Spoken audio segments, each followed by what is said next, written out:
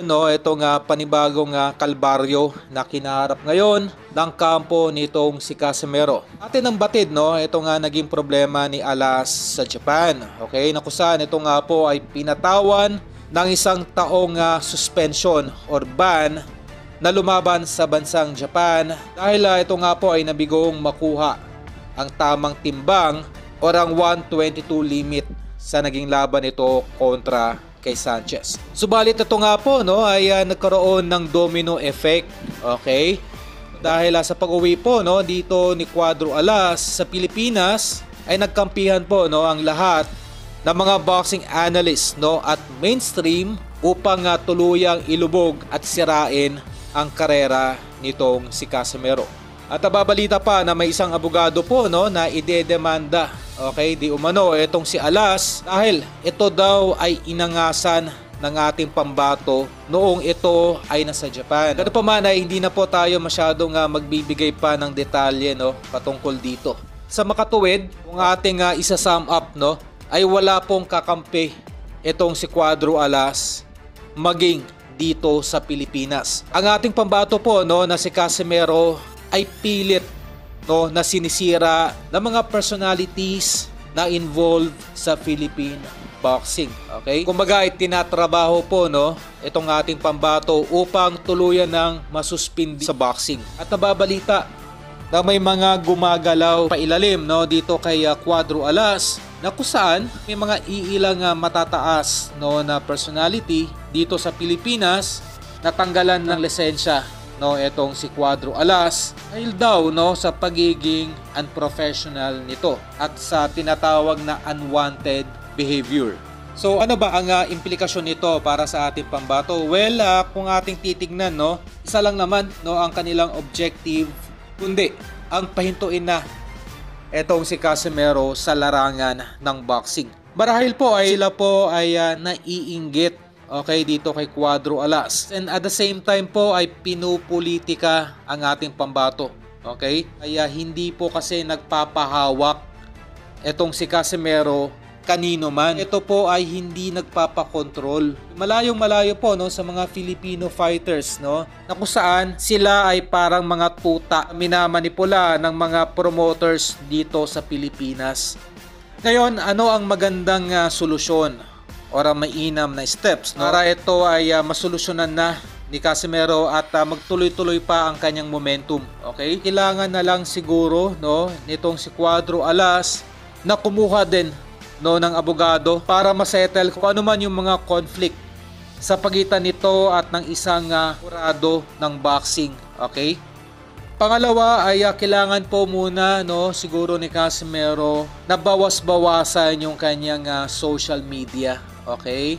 Dahil hindi po kasi maiwasan no na nagiging toxic din minsan dahil napoprovoke po no yung ating kababayan. Okay? Lalo na ng mga iilang mga vloggers no na ginagawang katatawanan yung karir ni Cuadro Alas. The more na nagpo-post no itong si Cuadro Alas sa kanyang social media ay mas madali po itong napagkakaisahan Keep in mind po na halos lahat ng mga promoters dito sa Pilipinas, maging ang mainstream ay against po kay Cuadro Alas. Marahil ay dahil po ito sa matinding inggit, no? Dahil sa hindi po matawarang galing at lakas ni Cuadro Alas pagdating sa larangan ng boxing. Kaya kung mapapansin, no, kahit itong sina Sultan, itong sina Magsayo, Astrolabio, okay, Pagara, Ancahas, okay? Lahat po ng mga yan ay halos tapos na po yung karir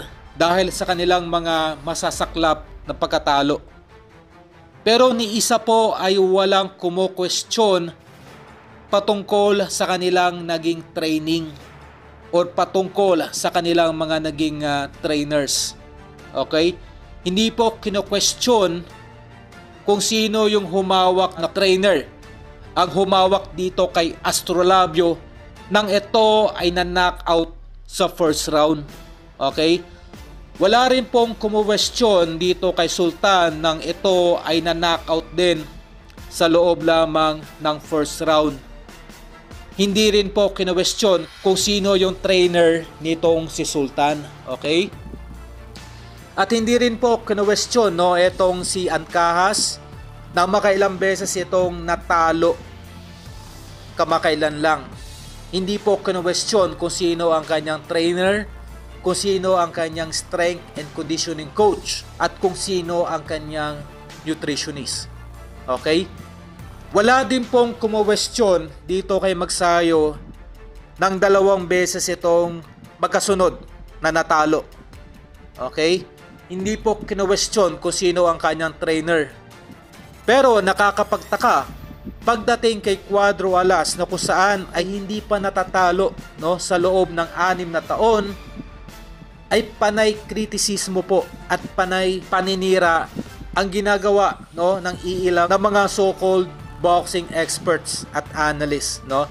Isama pa natin yung mga big time vloggers po, no, na walang ibang alam kundi questionin itong si Cuadro Alas, maging ang kanyang trainer at kapatid na si Jason Casimero. Marahil ay kanila pong minamaliit o nahamak, no, itong magkapatid dahil unang-una po ay hindi po kasi kiss ass, no, ang magkapatid na Casimero. Okay? Hindi po ito nagpapahawak, no, sa mga big time promoter dito sa Pilipinas. Okay? Malayong malayo po sa ibang mga Pinoy boxers, no, na kung saan sila ay ginagawang gatasan ng mga big time promoters, no, dito sa Pilipinas. Yun ang malungkot na realidad, no, na kung saan kapag ikaw ay pumalag sa bulok na sistema, ikaw ay pag-iinitan, pagdidiskitahan. Ganito ang eksaktong sitwasyon ngayon ng magkapatid na Casimero. Literal po na wala silang kakampi ngayon, no?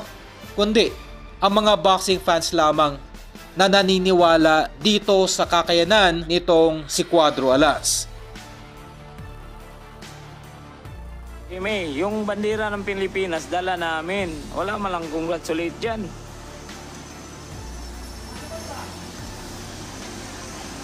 Pero hindi natin alam, baka hindi nila napanood yun, tol.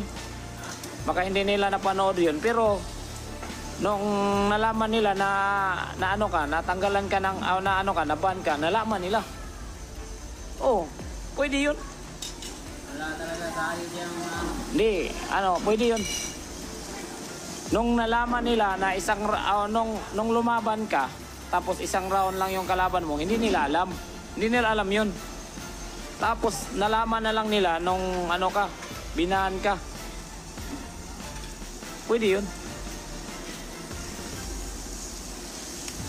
Tayo na lang yung mag-adjust. Mag-adjust na lang tayo.